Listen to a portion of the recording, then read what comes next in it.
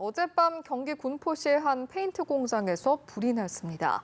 한때 대응 3단계까지 발령된 큰 불이었지만 소방당국이 전력 대응에 나서며 3시간 만에 큰 불길을 잡았는데요. 소방당국은 신고 접수 30여 분 만에 대응 최고 단계를 발령하고 고성능 화학차 등 장비 120여 대와 소방관 등 350여 명을 투입해 진화 작업을 벌였습니다. 대형 화재로 이어지지 않은 데는 회사 직원들의 공도 컸는데요. 직원 상당수는 이미 퇴근했던 상황이지만 불이 났다는 연락을 받자마자 단걸음에 달려왔습니다. 화재 진압에 참여했던 직원들의 이야기를 직접 들어보시죠. 집에서 쉬고 있는 상황이었는데 이제 회사에서 다급하게 연락이 와서 급하게 좀 당황했는데 이제 소방서 직원분들과 최대한 협조하여 진화를 노력하였습니다. 유성 제품 이런 부분들을 화재 현장과 멀리 이동시키는 그런 작업들을 먼저 신속히 진행하였고요. 소화기 등을 이제 활용을 해서 직원들이 먼저 소방서가 도착하기 전에 화재 진화 활동을 먼저 하고 있었습니다. 네, 불이 난 공장에는 곳곳에 고위험성의 인화물질 저장 시설이 있어서 하마터면 더 큰 화재로 이어질 수도 있었습니다. 오늘 이슈워치 시간에는 이영주 서울시립대 소방방재학과 교수와 함께 대형 화재를 막은 당국과 직원들의 대응에 대해서 짚어보도록 하겠습니다. 교수님 나와 계십니까? 네, 안녕하세요.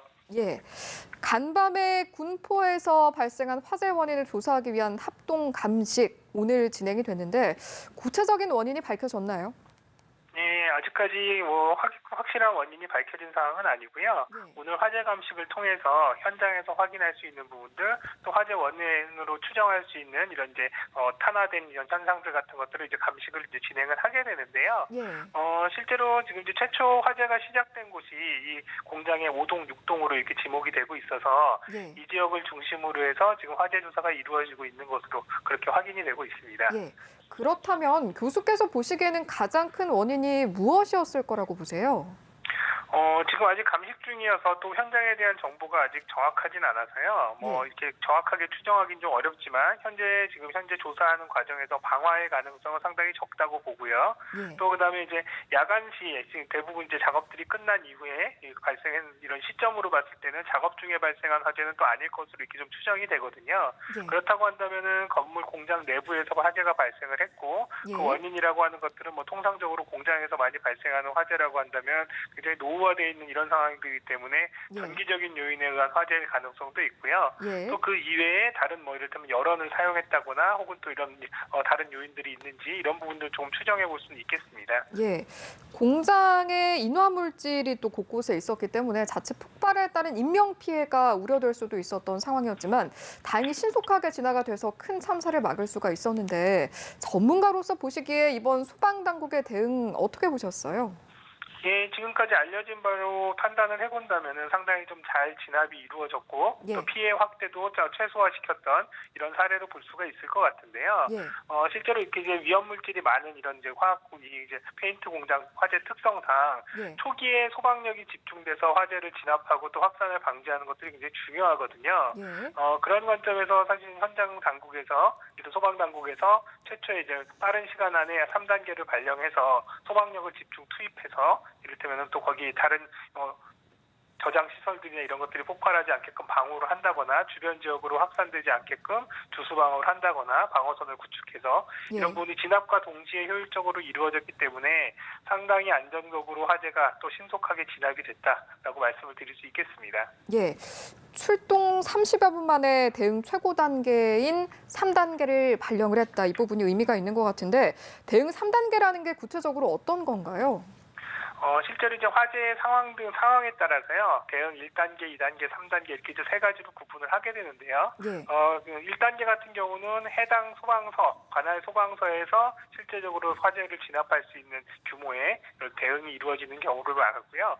그다음에 이거보다는 좀 더 화재가 확대돼서 주변에 좀 더 소방력이 필요한 경우, 해당 관할서 주변에 있는 다른 서 2개서 이상이 지원을 와서 합동으로 이런 부분들을 이제 진압을 하는 경우를 대응 2단계라고 보는데요. 예. 예. 대응 3단계 같은 경우는 이제 가장 대응 수위가 높은 단계로서 화재가 굉장히 커졌을 때 동원이 되는데요. 이러한 경우에는 광역시 시도 본부 자체에 어떤 이제 전체적인 인력들을 동원할 수도 있고 이번 화재처럼 인근 지역의 다른 지역에 있는 소방력들도 충원을 해서 현장에 투입할 수 있고요. 또 이렇게 되는 경우에 실제로 이제 굉장히 빠른 시간 안에 필요한 인력들이라든지 진압을 효율적으로 운영할 수 있다라는 장점이 있습니다. 예, 말씀해주신 것처럼 합동 작전을 펼쳤다라는 점도 매우 중요했던 것 같고 또 이 화재 탐지기가 제대로 작동을 했다. 이 부분도 피해를 최소화할 수 있는 부분이 아니었나 싶네요. 네, 실제로 이제 많은 화재 현장에서 빨리 화재를 인지해서 빨리 피난이라든지 또 대응이 이루어지고 진압이 이루어질 수 있지만 피해는 그만큼 줄일 수 있기 때문에 빠른 화재 감지가 굉장히 중요한 이슈인데요. 예. 지금까지 알려진 바로는 지금 현재 이 화재 현장 같은 경우도 화재 감지에 대한 속보 설비로 인해서 이런 부분들이 빠르게 이제 소방에서 출동을 한 이런 것들로 알려지고 있는데요.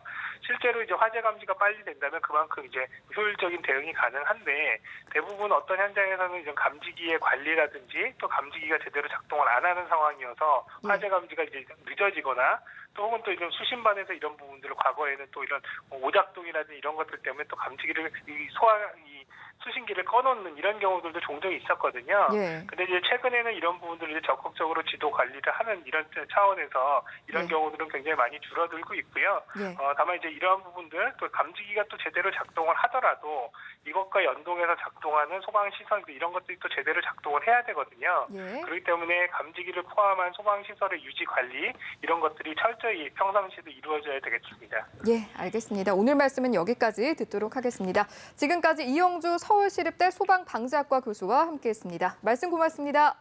예, 감사합니다.